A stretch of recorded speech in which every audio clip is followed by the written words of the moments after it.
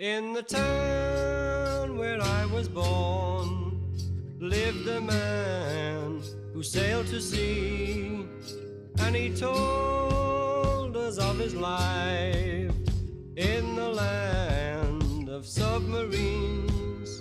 So we said